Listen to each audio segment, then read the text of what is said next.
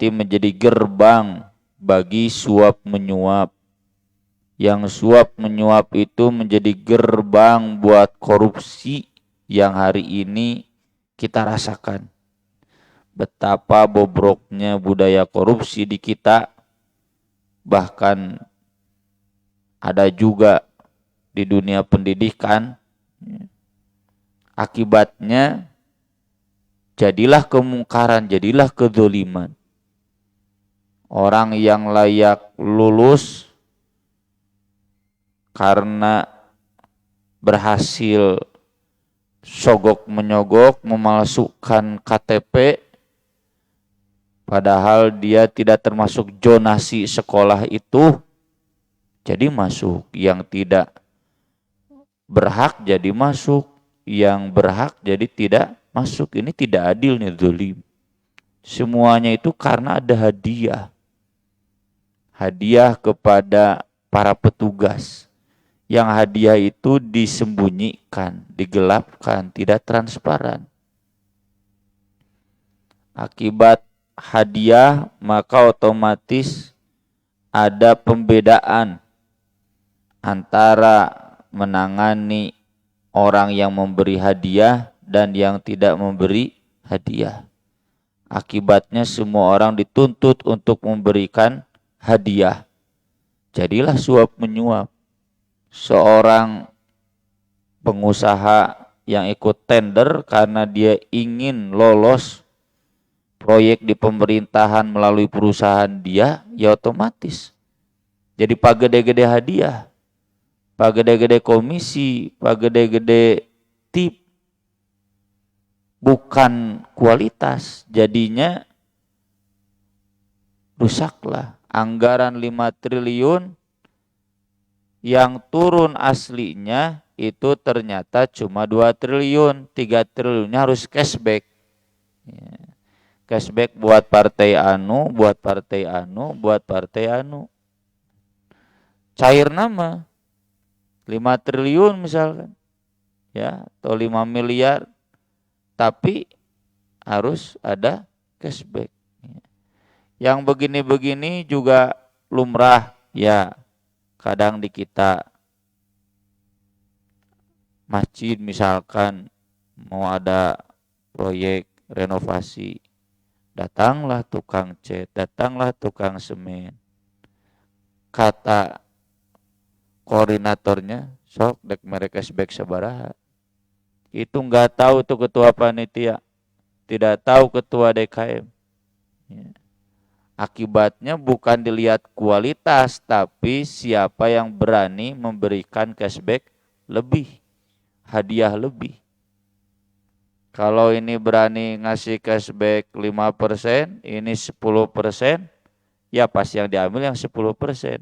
Dan yang 10% itu tidak masuk ke kas panitia, itu masuk kas pribadi, gulul yang begitu, haram. Ustaz cenah kumaha mun sapi da sapi ge cenah neanganna pagede-gede cashback nya cete matak diurang mahal sapi teh cashbackna teh ti mimiti PP, PW, PD, PC, nu ka PJ pesantren. Tapi itu mah kan tidak gulul, transparan, terbuka, dan bukan untuk pribadi. Itu mah termasuk yang Nabi tadi. Bawa ke sini. Jangan jadi gulul, jangan jadi penggelapan, bawa ke sini. Nanti kami atur. Yang boleh kamu ambil silakan, yang jangan-jangan. Itu mah transparan kan. Kecuali kalau bidang ekonomi, nah patgulipat ada permainan. Dia bilang nanti ada cashback 1 juta dibagi 2, buat PC 500, buat PJ 500. Di luar itu dia dapat juga ternyata 1 juta dari keseluruhan di Bandara Sapi. Nah yang 1 juta itu omat bapak-bapak, bisi bapak-bapak panitia laporkan. Jadi jangan ada ieu mah cenah beda deui. Nggak bisa itu. Bapak dapat itu dari pedagang sapi karena bapak yang menyambungkan. dan bapak tugasnya sebagai petugas. Kalau orang biasa nggak mungkin. Sebagai petugas calo yang menyambungkan. Cenah mah jasa calo, masalahnya bapak jadi calo itu diangkat oleh jamiah, diangkat oleh pesantren. Ini tugas. Maka laporkan semuanya ke atas. Jangan pakai hadiah-hadiah. Sama guru juga. Sudah dapat rotibah, semuanya standar sama. Kalau kemudian guru-guru tertentu saja, wali kelas saja dapat hadiah, guru lain enggak, itu tidak adil. Padahal wali kelas sudah ada rotibahnya khusus.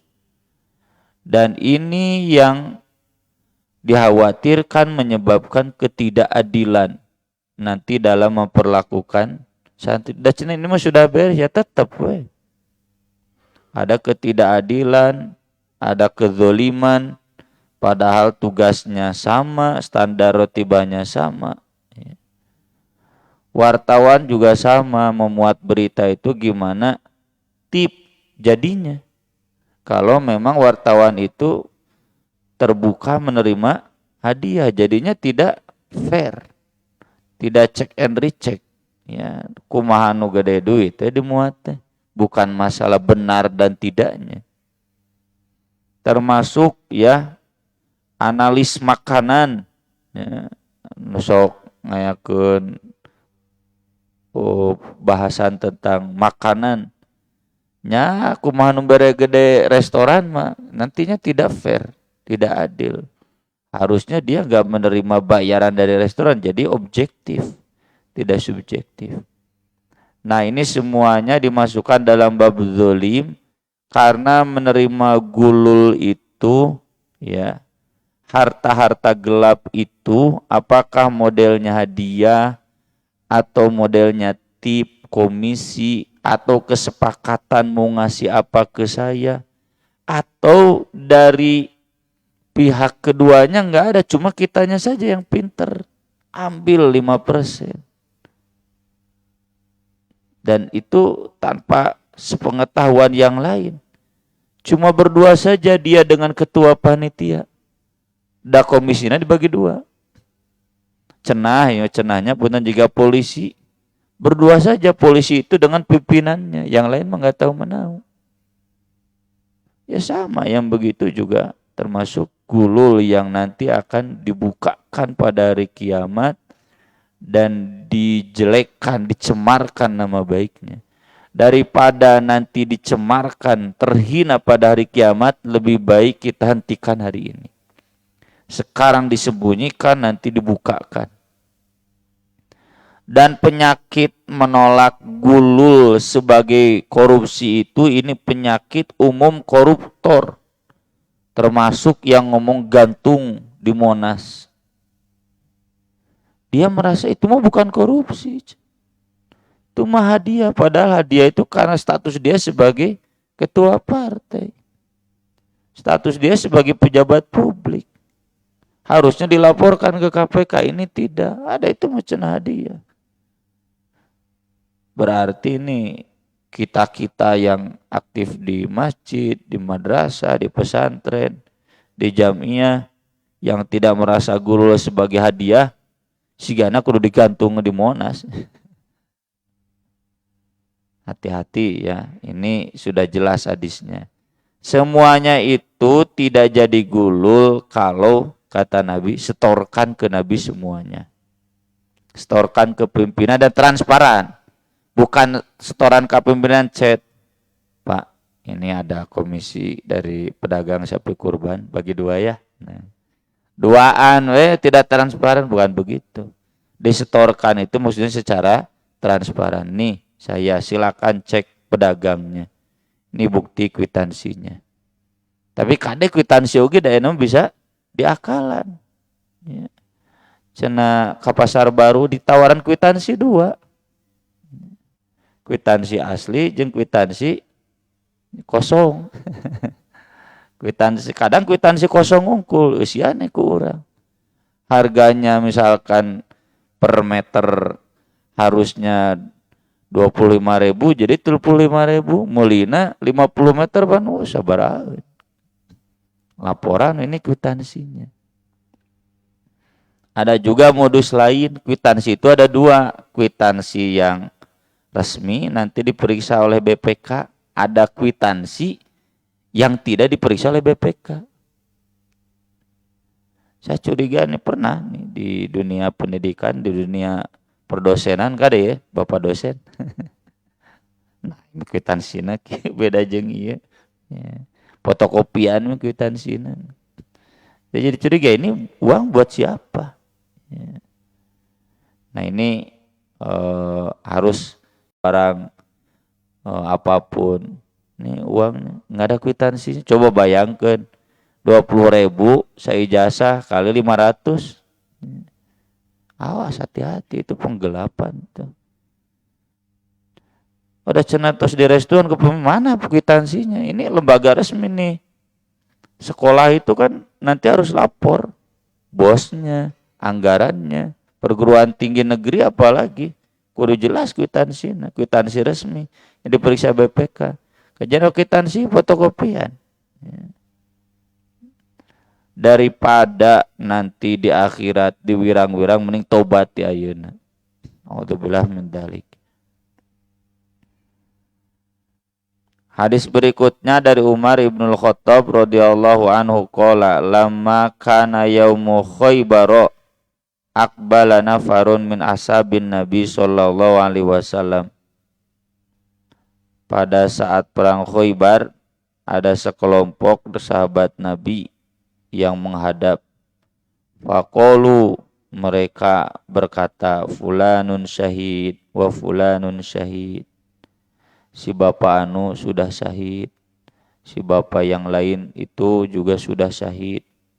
Hatta marru ala rajulin, kemudian mereka juga lewat ke seseorang, jadi memeriksa syuhada yang gugur. Faqalu fulanun syahid, wah si bapak ini juga sudah syahid. Faqalan Nabi sallallahu alaihi wasallam, tapi Nabi bersabda, kalla, tidak, orang ini enggak syahid. Inni ra'aituhu finnar fi burdatin ghallaha au abatin. Saya melihat dia akan masuk neraka karena ada burdah. Burdah itu baju luaran, ya. Orang Arab misalkan Pangeran MBS, Sultan Salman, baju putih lalu ada baju luarannya. Kalau sekarang seringnya kuning emas. Ya, atau yang baju hitam itu. Baju orang Arab mau bodas. Atasnya putih, bawahnya juga putih ya. Celana panjang dalamnya, baju gamis putih, ininya resminya merah putih lagi sorbannya. Kalau yang bukan merah putih berarti bukan orang Arab Saudi. Nah, nanti pakai baju luaran jubah itu. Yang kadang hitam, kadang kuning. Sekarang seringnya saya lihat pakai yang kuning, kuning emas. Itu burdah golaha yang dia sembunyikan. Kalau sekarang ya di kita mungkin jaket atau jas, ya baju luaran itu. Dia tidak jadi syahidnya gara-gara tidak menyetorkan ke Nabi transparan mana harta gonimahnya, dia malah tilap. Pira oge jaket. Ye Pak Haji Didin gitu 500.000. Gara-gara 500.000 tuh jadi ke surga. Padahal dia mati syahid. Jadi meskipun dia pejuang mati syahid mah lagi kejadian surga tuh, nggak jadi ke surganya kalau dia gulul. Meskipun dia guru, dosen, profesor, ustadz, meskipun dia hakim, orang terpandang, ulama, kalau dia berani memotong ya, hak dari orang lain, menggelapkan, hati-hati. Nih tiap ustaz dapat tunjangan dari wali kota 1 juta.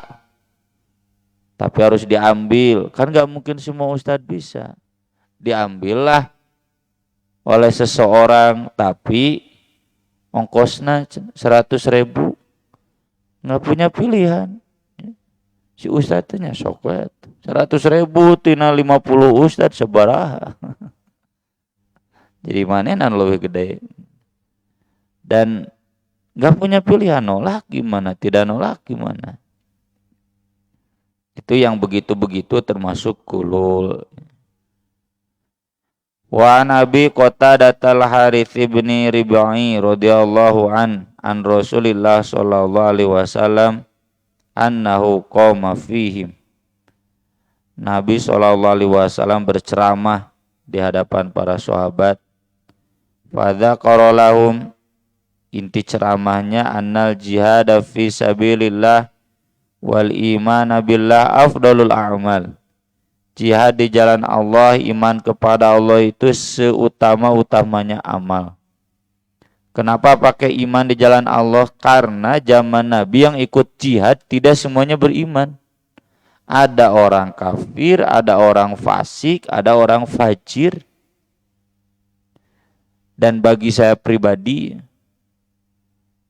ini dijadikan sunnah dakwah. Dalam satu pekerjaan yang melibatkan masyarakat, kita nggak bisa menutup diri. Ini khusus buat pengurus masjid saja nggak bisa. Misalnya ngecor, ngurus kurban, ya. Nutaraka masjid oge nyelampurkeun. Dan saya melihatnya di zaman Nabi saja yang jihad itu nggak semuanya sahabat Nabi.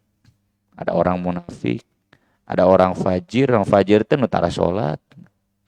Yuk kalau jihad mah ikut. Karena ya malu lah orang lain berangkat perang, dia nggak perang. Karena Nabi sendiri yang mengatakan di hadis, ada yang karena riaan, syaja'atan, hamiyatan, gak semuanya. Tapi semuanya ikut jihad.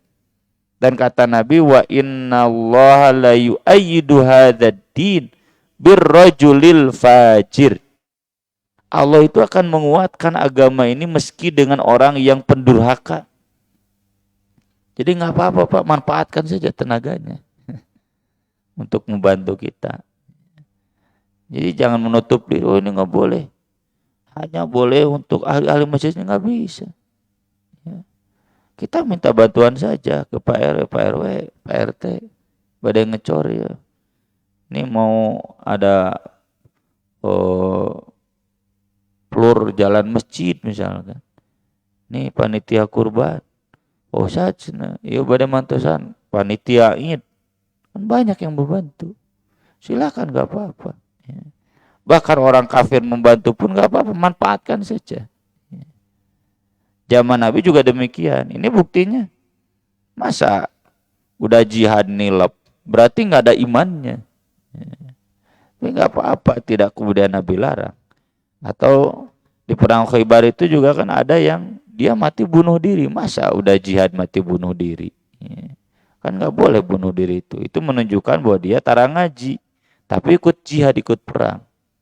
Makanya di sini Nabi menekankan bukan hanya jihadnya yang afdol itu, tapi juga imannya. Kalau sebatas jihad, zaman Nabi juga ada yang ikut perang karena dendam, karena malu, karena formalitas, ya, karena senang saja. Sajaatan itu senang, we. Ya, bekerja yang berat-berat bareng itu senang. Dari nu normal mah lihat orang kerja bakti teh era teh ngilu teh kan. Ya, termasuk lihat orang jihad malu. Meskipun nutara sholat ke masjid misalkan nutara ngaji. Faqama rajulun, lalu ada seseorang yang bertanya, "Ya Rasulullah, ara'aita in qutiltu fi sabilillah tukaffaru anni khotoya?" Menurut Anda, jika aku terbunuh di jalan Allah, apakah dosa-dosaku akan diampuni? Faqala lahu Rasulullah sallallahu alaihi wasallam, Rasulullah sallallahu alaihi wasallam menjawab kepada orang itu, "Na'am, iya. In qutilta fi sabilillah, jika kamu terbunuh di jalan Allah, wa anta sabirun, dan kamu dalam keadaan sabar. Apa sabar dalam jihad itu?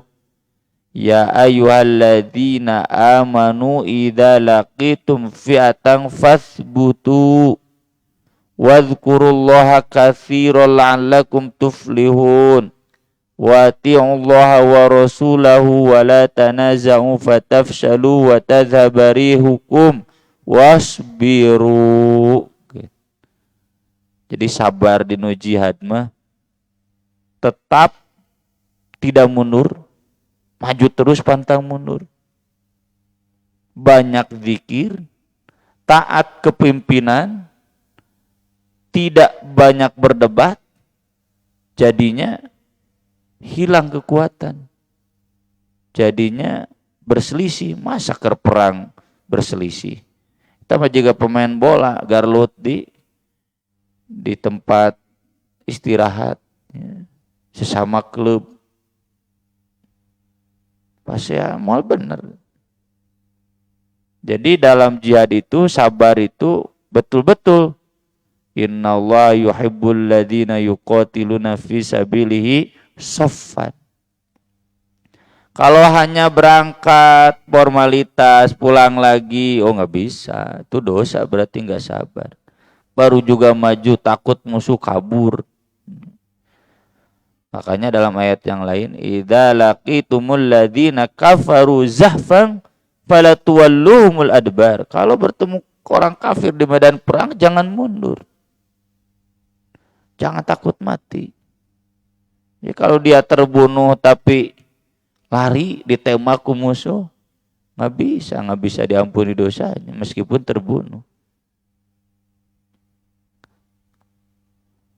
Muhtasibun, mengharapkan pahala Allah. Muhtasibun itu hitungan, dia menghitung-hitung pahala, mengejar pahala, ya. Betul-betul dalam jihadnya itu bagaimana agar banyak musuh yang terbunuh, musuh kalah, untuk asal prung, asal habak we gitu. Enggak banyak pertimbangan. Jadi jihad juga tujuannya yang menang, bukan mati. Ini mah da meureun geus aral hirup mending jihad cenah bunuh diri. Itu mah bukan terbunuh di jalan Allah yang akan diampuni dosa, harus muhtasibun, penuh perhitungan. Kan tujuan jihad itu liyudhhirahu 'ala dini kullih, agar Islam ada di atas agama lain. Wa qatiluhum hatta la takuna fitnah wa yakuna dinu kulluhu lillah. Tujuan jihad itu menegakkan agama Allah, agar agama Allah lebih tinggi. Ari eleh wae mah teu kumaha tinggina. Jika Persib can menang-menang, kumaha naik klasemen atuh dihanap betul. Dan enggak berwibawa jadinya. Penonton enggak ada menonton. Jadi harus muhtasib. Muqbilun, menghadap, ghairu mudbirin, tidak boleh kabur, tak jelas. Ya, tidak boleh membelakangi. Maju dikit-dikit, bukan mundur dikit-dikit. Ya. Di kita patokan nama pengajian, ya Pak. Ya. Namun program di jamiah juga tamhid gitu. Ya, apapun lah program-program di jamiah. Biasa, ya, maju tidak terus, mundur dikit-dikit, bubar hareueuh begitu. Nah, itu berarti tidak sabar. Tsumma qala Rasulullah sallallahu alaihi wasallam. Kemudian Rasulullah sallallahu alaihi wasallam balik bertanya lagi, kaifa qulta? Tadi kamu teh nanya teh gimana? Dia mengulang lagi pertanyaannya. Aro'aita in qutiltu fi sabilillah atukafaru anni khotoya. Menurut Anda jika saya perang di jalan Allah, apakah jika saya terbunuh di jalan Allah, dosa-dosa saya akan diampuni? Rasul menjawab, na'am, iya. Wa anta sabirun muhtasibun muqbilun ghairu mudbirin. Tuh Ya, jadi kuncinya tadi sabar, dan kita rasakan sendiri di masjid itu banyak gejolak. Kalau orang tuh sabar mudah yang ngejat atuh. Tinggalkeun we.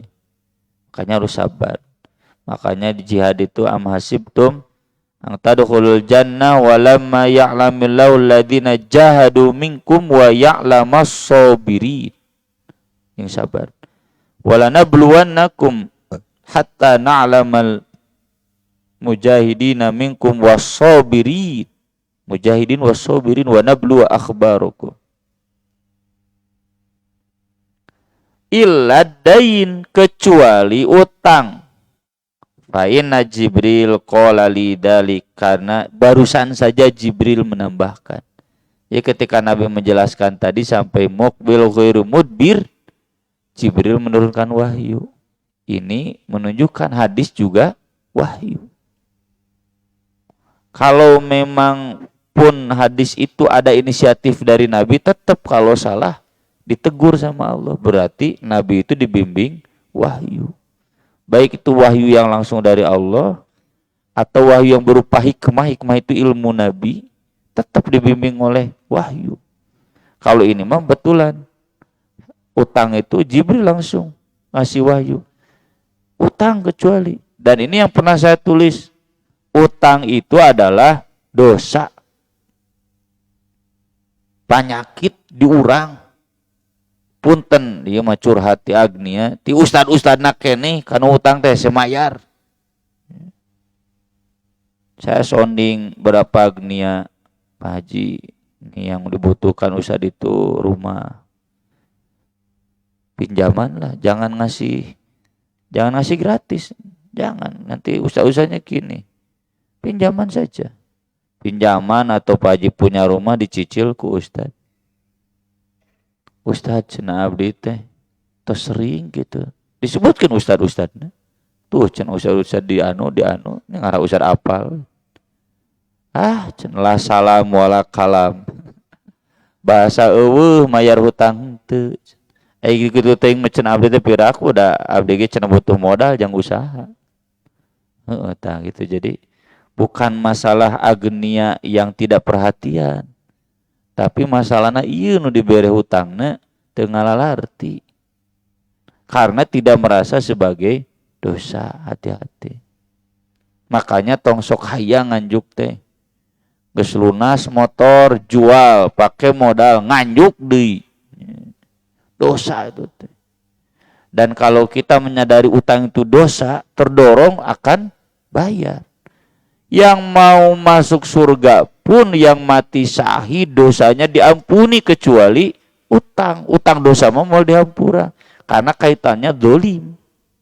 Dolim kalau ada orang pinjam uang ke saya, ada abdi teh pasti butuh nu beung haroe ge kana duit mah butuh. Keur ngagolangkeun usaha. Ustaz cenah abdi teh aya artos mah cenah 100 juta. Tapi da abdi mah teh cenah minggu payun ge saya beli teh 100 juta teh. Kayak adanya ya deh, tapi dia butuh jang modal deh gitu.